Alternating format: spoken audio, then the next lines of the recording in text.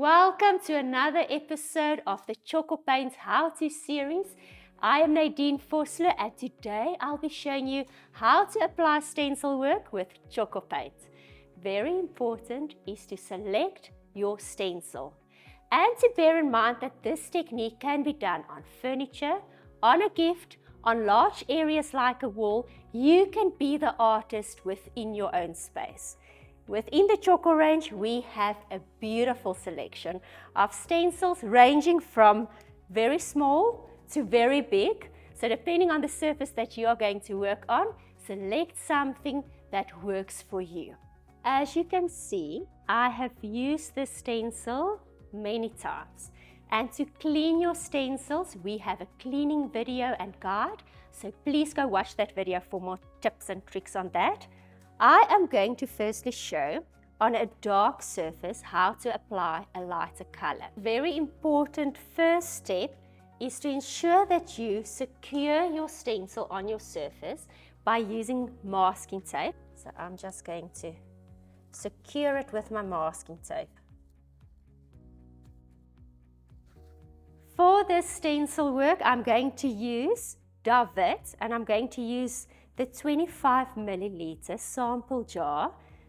Davit is a beautiful antique white color, and you will actually notice when doing stencil work how little paint you actually use.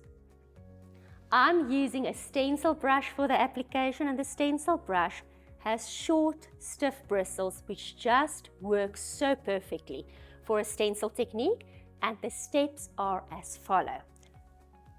I use my stencil brush, only dip the tip of the brush in the paint. So I dry my brush nicely everywhere. I test to make sure that I use my free hand and I use it to secure the area where I'm going to work. I use my stencil brush and in circular motion, I am creating art. Once I'm done, I can immediately remove my stencil and I have a beautiful piece that is unique and personally designed. So you can decide if you want to go over your stencil work multiple times for more a crisp and solid stencil design, or if you want a faded design like I've just created. Next, I'll be showing how to apply stencil work with a foam roller. And this is a useful tip, especially on larger areas like, for instance, walls. We do get different designs. We get designs that are pattern repeat or just a solid design. And depending on the surface that you are working on and the art that you are creating, you can decide which design you want to go with. I am going to pretend that this surface is a wall surface. And to cover larger areas with some stencil work, you need a larger tool, and for that purpose I'm going to make use of a 110 millimeter foam roller. I decant some paint into my paint tray. The same principles will apply as when we used a stencil brush. Less paint is key to success. So although I'm going to work with a foam roller, I need to make sure that the paint is evenly distributed in my foam roller, and I need to make sure that all excess is removed. The drier the roller, the greater the success. Then I can use something like an old newspaper or the backing of my stencil board and I remove excess.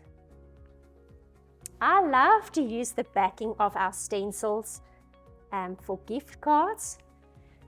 So we upcycle, recycle, and nothing goes to waste. The reason why we use so little paint is to prevent bleeding. If there is too much paint on either your stencil brush or your foam roller, the paint will seep in underneath your stencil, and that is not something that you want to happen.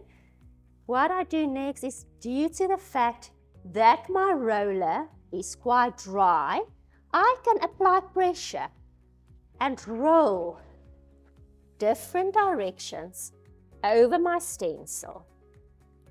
And we are ready for the reveal.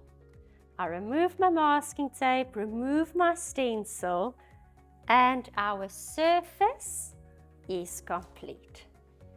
Next, I'll be showing how to use a pattern repeat stencil.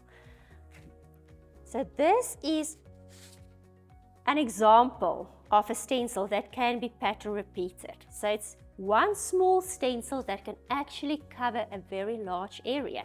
I have a board that has been painted, and this now can be a furniture item, it can be a wall. The same process and tips will apply. So I put my stencil down in position, secure it with my masking tape.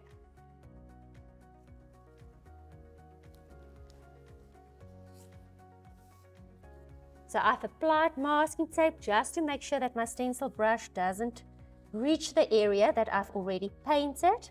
So it actually gives me a larger area to work on. Remove. And now how I repeat the stencil is I secure it with my masking tape to make sure it's nicely in position. I can see where the pattern overlaps, so it's just an even flow. And I repeat the process. Remove the stencil and my stencil work. And this is how you do a repeat stencil design. If you want to subtly blend or subtly distress your surface, you can use a 100 grit piece of sandpaper and just very lightly sand. Next, I'll be showing you how to apply stencil work to a surface that is round. Over here we have a flower pot. We all have flower pots that need some love. So, tip is to select a stencil where the detail is actually attached. You can see everything on this design is secure on the design. I'm going to be playful and I'm going to use both David and Sheriff Stone for this stencil technique.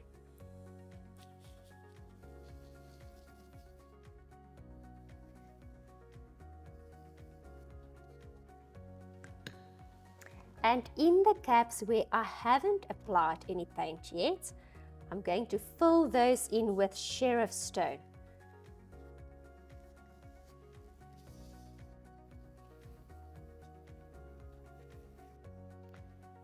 And this is how you stencil. Whether you are a beginner or an expert, I hope that you can start being creative. If you want to see more videos on how to use Tjhoko Paint, make sure to subscribe to our YouTube channel, like this video and turn on your notifications.